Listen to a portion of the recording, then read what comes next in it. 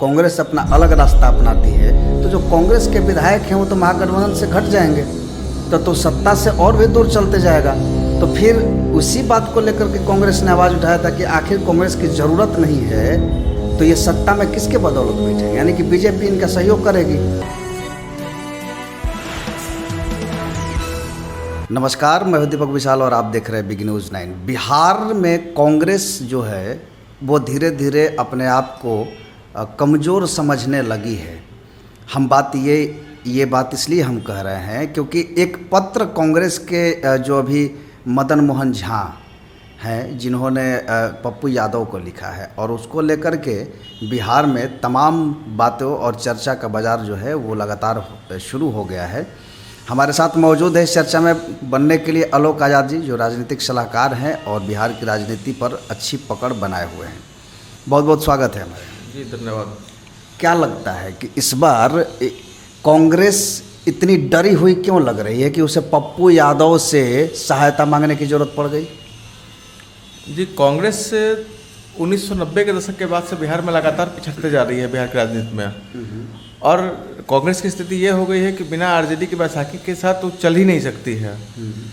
और इस बार आरजेडी ने भी अपने बैसाखी को खींच लिया है।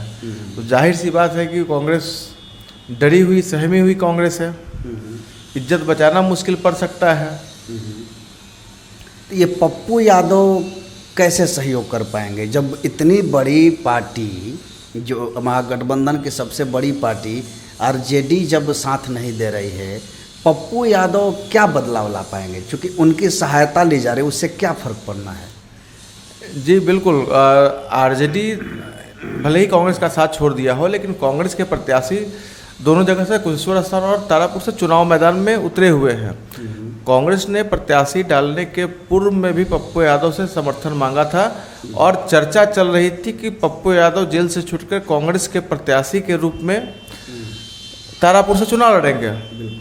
लेकिन पप्पू यादव जेल से बाहर आने के बाद उन्होंने यू टर्न लिया और उन्होंने कहा कि नहीं, जनाधिकार पार्टी कांग्रेस से गठबंधन कर सकती है, लेकिन कांग्रेस के टिकट से पप्पू यादव चुनाव नहीं लड़ सकते।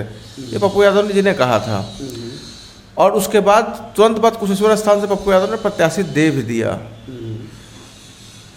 प्रत्याशी देने के बाद फिर कांग्रेस और पप्पू यादव दोनों अपना अपना समीकरण बना रहे थे और चुनाव लड़ रहे थे। लेकिन अभी कल फिर प्रदेश कांग्रेस अध्यक्ष मदन मोहन झा जी ने पप्पू यादव को पत्र लिखा है और पप्पू यादव से समर्थन की मांग की है। पप्पू, ये हम सभी को पता है कि कांग्रेस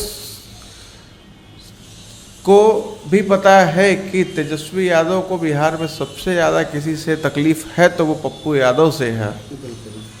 और कई बार हम लोगों ने देखा भी है, पप्पू यादव पुलिस ने पकड़ के उनको गिरफ्तार कर जेल भेजा, तब भी आरजेडी का जो स्टैंड था उसको देख के हम लोगों ने महसूस किया है और पहले भी हम लोगों ने महसूस किया है।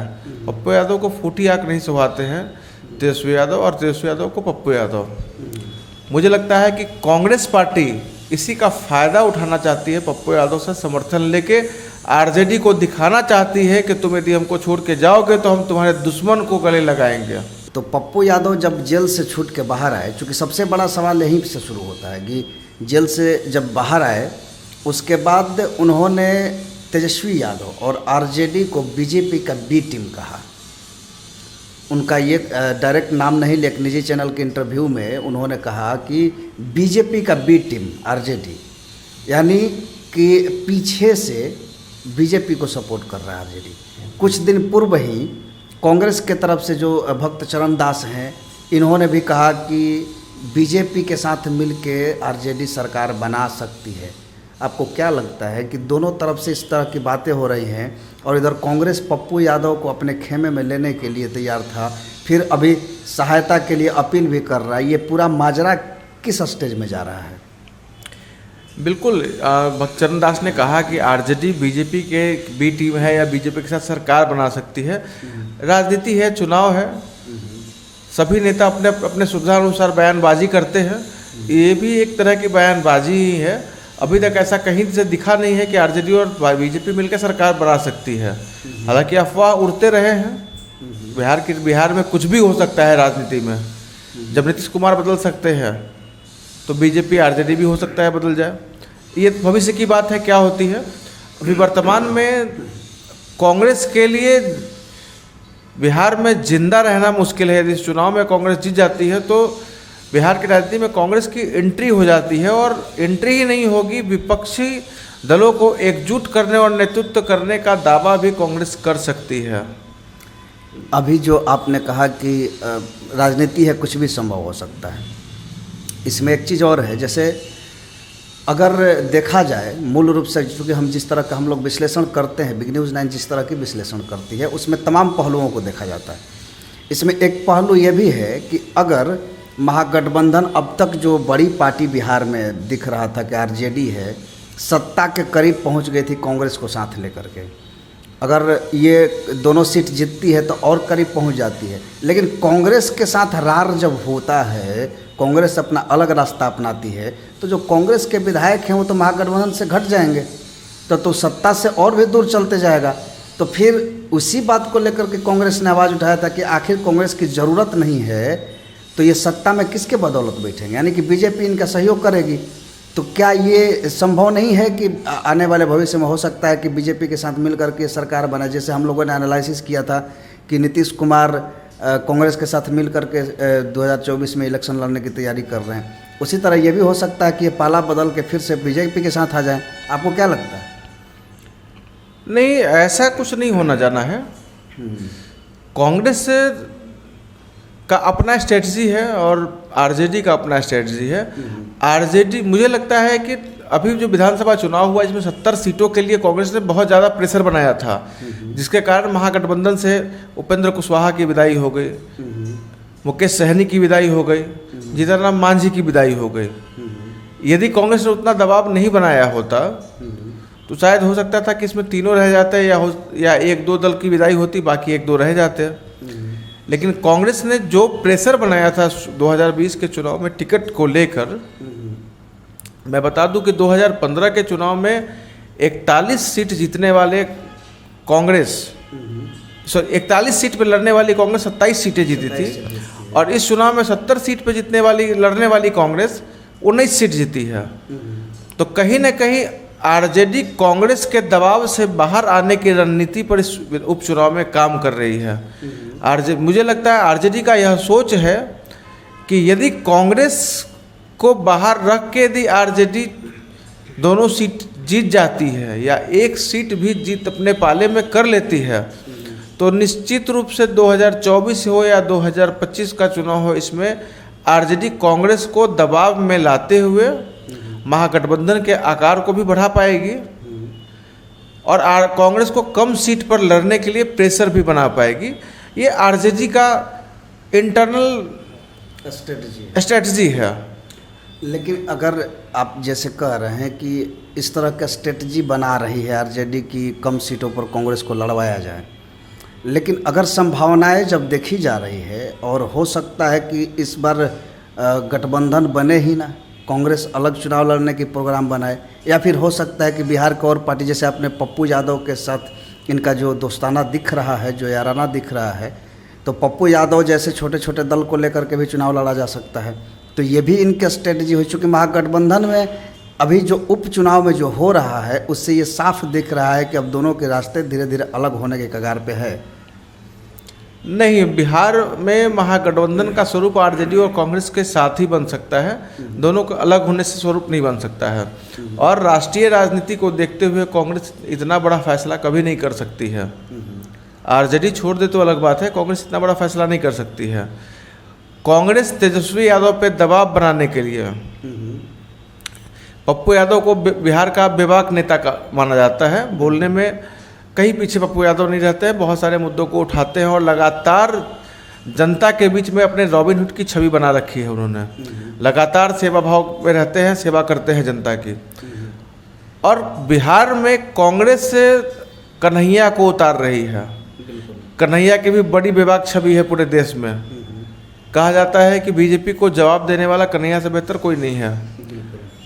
तो मुझे लगता है पप्पू यादव को इकट्ठा करके पप्पू यादव और कन्हैया को बिहार के चुनाव में उतार करके तेजस्वी यादव का जवाब बनाने की तैयारी में कांग्रेस है, और इसीलिए कांग्रेस पप्पू यादव को लगातार प्रयास कर रही है अपने पाले में लाने के लिए।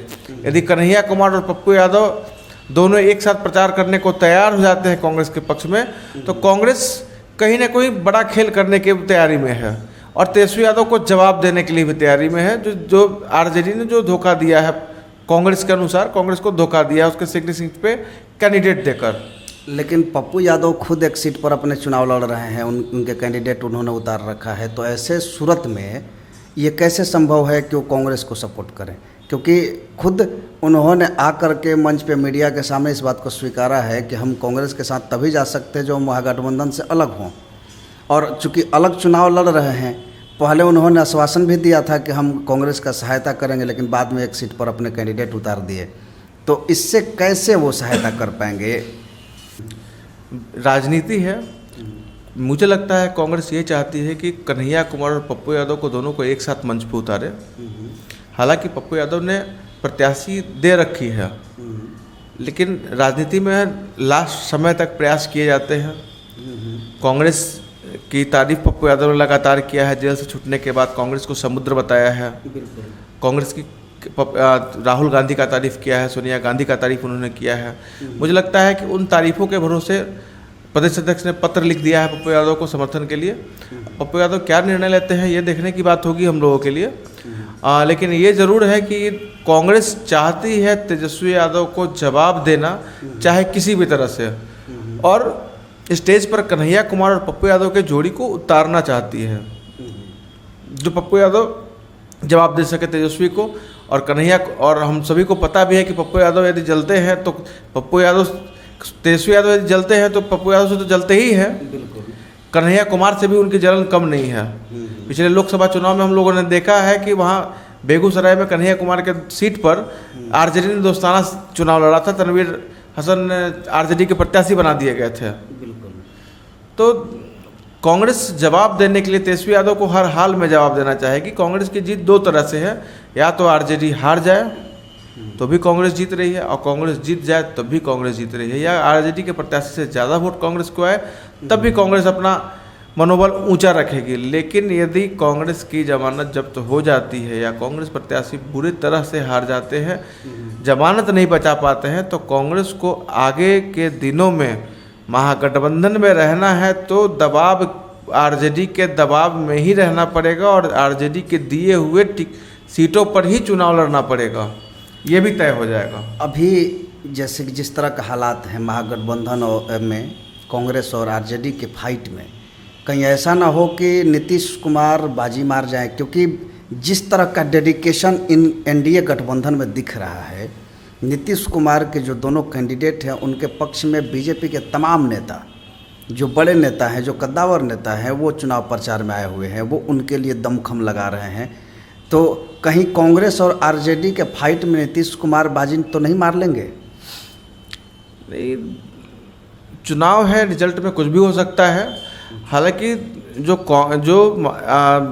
एनडीए का जो प्रचार कमेटी जो बनी है, कैंपेनिंग कमेटी बनी है, कैंपेनिंग कमेटी में एक भी एनडीए के घटक दलों के किसी नेताओं को जदयू ने नहीं रखा है। सभी के सभी स्टार प्रचारक जदयू के ही हैं, और चुनाव में भी देखा जा रहा है लगातार एनडीए के तरफ से जदयू के नेता बढ़ चढ़ कर हिस्सा ले रहे हैं अन्य नेताओं की अपेक्षा। वहीं आरजेडी ने पूरे बिहार में अपने 75 एमएलए और अन्य एमएलसी लोगों को मिला करके आधा आधा भाग में डिवाइड कर दिया है, और तारापुर में और कुशेश्वर स्थान के हर पंचायत का प्रभारी एक विधायक को बनाकर और लगातार इन्होंने रख दिया है। तेजस्वी यादव ने लगातार संघर्ष कर रहे हैं दोनों सीट जीतने के लिए। ये दोनों सीट से भले सरकार बदले या ना बदले, लेकिन आरजेडी समर्थन और आरजेडी विरोध की राजनीति जरूर तय हो जाएगी। यह चुनाव दिखा देगा। जिसके जितना आरजेडी ने प्रयास किया है, जितना आरजेडी ने मेहनत किया है, उसका फल क्या मिलता है, ये देखने की बात होगी। तो चूंकि बिहार में 2 सीटों पर उपचुनाव है और इसको लेकर के लगातार अलग अलग राजनीति के मोड़ देखने को मिल रहे हैं। पप्पू यादव को कांग्रेस के अध्यक्ष जो हैं वो मदन मोहन झा, उन्होंने पत्र लिखा है और सहायता करने की अपील की है। और इधर आरजेडी और कांग्रेस के लड़ाई में बीजेपी यानी एनडीए यानी जेडीयू को क्या लाभ होता है, ये देखने की बात है। लेकिन आप देखते रहिए बिग न्यूज़ 9 और हम ऐसे ही बिहार की राजनीति को एनालिसिस करते रहेंगे, उसका विश्लेषण करते रहेंगे और क्या है ज़मीनी हकीकत, इस पर भी हम लोग चर्चा करते रहते हैं।